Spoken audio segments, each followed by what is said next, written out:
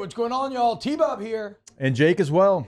And you're about to watch a little OTB LSU. We're going to give you all the latest, greatest between LSU football, baseball, women's basketball, softball, and everything in between. Bottom line, if you want to talk Tigers, keep it locked, subscribe, like it, and we hope you enjoy it. Taylor, not story of the day yet. I just saw this article. I did not read it. Is this just a what am I looking for? Is this sensationalist or is it legitimate when it says LSU in danger of losing Keelan Moses? So Keelan Moses has taken a visit to Texas A&M. He's talked about it recently. I mean, he's still committed to LSU, but I mean, he's says they're giving him plenty to think about. So it is something that we will have to keep an eye on. It's one of those things where it's like, hey, I saw the original and it sucked. I hope the sequel's not as bad. I mean, the crazy thing to me about this, though, like I wouldn't think twice about this, save for the fact that Keelan Moses has been one of the premier recruiters for this LSU class. I mean, he has been constantly out there trying to get guys to pledge their commitment to LSU, and now he is going to visit A&M? Well, I mean, the quote right here, he just visited this past weekend, and he says, all I can say is that Texas A&M is definitely hand-in-hand with LSU for sure in dealing with my recruitment. I'm still committed to LSU. He says Texas A&M has been consistent ever since I committed, and they've been showing me much more care. Much more care. Much more money. So he literally sent a public shot across the LSU staff's bow, saying, "Look, I'm not feeling the love." See, this is what, man. Mm-hmm. This is what would suck about being a coach, right? Like, bruh, you're already committed. You've been recruiting your ass off, which we love, trying to help build the class. We didn't think we had to worry about you. Like, I only got so many hours in the day. Yep.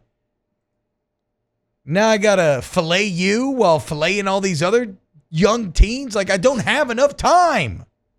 You and I were different in our recruiting process. No, we were the same, but we were different than this. I was so tired of answering the phone, talking to coaches, going through it. I'm just like, can this be over? Now, we didn't have the NIL portion. Maybe that plays a factor. Maybe, no, it does. Yeah, I mean, it definitely does.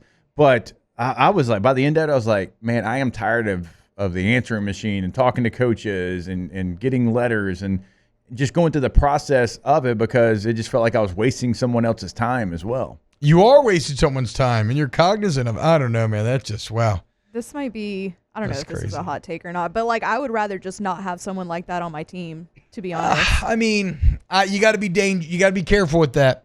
You got to be careful with that, right? Because then you don't really want to play on my team if you're over here entertaining and then sending like you said, a public shot across the bow of the LSU staff. Yeah, I mean, but at a certain point, red flags don't matter if the guy's good enough. I guess. If you end up in Dabo territory, if you take too strong of a stance in that regard. Yeah.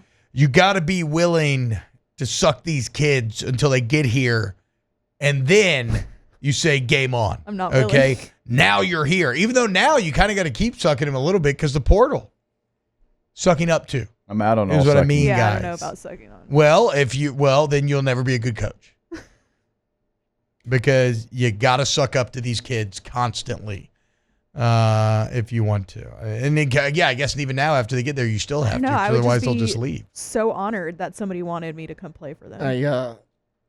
I feel like this is but that feels a little different when you got 30 people wanting you to come play for you. Yeah, but you already committed. Yeah, I mean, but commitment ain't binding. I'm not. Your word means nothing to me then. I'm just saying. All I'm saying is you got to be willing to play the game. It's like Jay Johnson says. For sure, I don't like the rules, but I'll do whatever I can within the rules. 100% play the game, but like you said, where do you draw the line? Otherwise, you're going to end up like Dabo. He drew a line. Yeah. And it doesn't seem to be working for him. I think this is just Keelan Moses taking his visits. He's been pretty locked in at LSU. Now, crazier things has happened, and yeah, but he's obviously upset about something. if he's going to drop that line about they've done me a better job of showing me the love. Well, Tiger Backwoods in the chat made a good point. Why would the school you're committed to wine and dine you as much as the school that's trying to flip you? No, that's what I'm saying. That's why I would hate. That's why I would hate being a coach. You felt like Keelan Moses was as locked in as any recruit that you could possibly have with everything he said, everything he's done helping to recruit others to the cause. And now you wake up and you see this headlines and you probably got the head coach being like, bro, what's going on here? When's the last time you talked to him? Well, to your Get point, on your knees. The commitment's not binding. Like it's like that couple in high school. It's like the guy got the girl a promise ring, and you're like, yeah, there's still a high chance they break up. Like it ain't an engagement ring; it's that promise ring. Yeah, it is a promise ring. Yeah, but if I got a promise ring and that he was over here like dating other girls, I'd be pissed. Yeah, for sure. I mean, the promise ring is not nothing. It's a promise, not nothing. But how bad do you want him? Not bad enough. Well, then I don't know if you'd be a good coach, though. Yeah, that's fine. Man, but also, like, I do agree with you, T-Bob. Like, you can't go full Dabo, but you also have to have a backbone. You have to. Yeah, that's true. You do have to say, like, hey, that's fine that they're doing that for you, but hey, we're LSU, right? This is what we're all about. We're not Texas 8-4, right? We've won a national championship since 1939. They have not. Like, if you want to go do that, that's fine. We love you here. We want you here.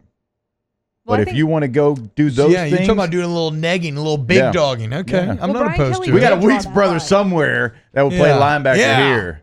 We got Threeks up in the house. I like that. Brian Kelly did draw that line, though. And I think he drew it pretty well. Yeah, that's true. In terms of in terms of the D-line drama and everything and the financial line, yes. Yeah, but still, you can't. I mean, Keelan Moses is a pretty big symbolic recruit in terms of showing that LSU has grown and beating, everything that happened with Dylan Moses to lose him to A&M, whatever. A lot of times in recruiting, the symbolism matters more than the actual player. For what it's worth, if you open up that article, T-Bob, Dylan Moses is going to Oregon this upcoming weekend. Wait, what? Dylan Moses? I'm sorry, Keelan Moses. Oh, I was like, what are we talking about? He's visiting Oregon this upcoming weekend. So he just went to either. He just went to A&M. Now he's going to Oregon. Will be about as tempting of a pitch as you could possibly have, especially if you're someone who wants to get out of town where you grew up in. Which, again, I don't fault anybody for. Look, I've told y'all this story before, but I silently committed to LSU, like very late in the process, waited on that offer, got that offer. It's like, hey, yeah, coach, I'm coming. Talking to Coach Saban, I'm like, I'm coming. I was like, I had a visit lined up that weekend coming up. It was to go to Miami. Yeah. Brock Berlin, one of my high school quarterbacks, was the quarterback at Miami. It was number 2 in my recruiting. Coach Coker and just the whole staff, they were really good. They home visit. So I was going there to Miami to see what it was all about. I wasn't ever going to Miami, but still, like, I'm going to take the trip. And I didn't really take a lot of trips. And I just remember talking to Coach Saban. He's like, look, you can do what you want to do. But I'm just telling you, we offered you kind of in this process. And if you go to Miami, I'm just not sure that offer is going to be there when you get back. Yeah. Straight up. And look, I was the bottom of the recruiting class. And so for me, Louisiana guy, right, growing up loving LSU, like I knew, okay, this offer and I've committed to it. Like, I don't know if he's serious or not. I ain't taking those chances. Yeah. Right? So I was like, all right, I called, Miami. Hey, I ain't coming. I ain't going to be there. Sorry. I've committed to LSU silently, and now I'm going to make it public. And to be clear, look, you only go through recruiting once. I'm just coming at this from like a pure fan perspective. Like as an actual adult, like, yeah, bro, go take your visits, go do your thing, go see what's out there. But this would be a bit, if I was on Kelly's staff, I'd feel like, okay, guys, we can't allow this to happen here. Wow, Jake, what incredible takes. I mean, those guys, they're just the best. I think so. And if you think so, again, hit the like button, subscribe, ring the bell so you get notifications when we post every single day here on OTB LSU.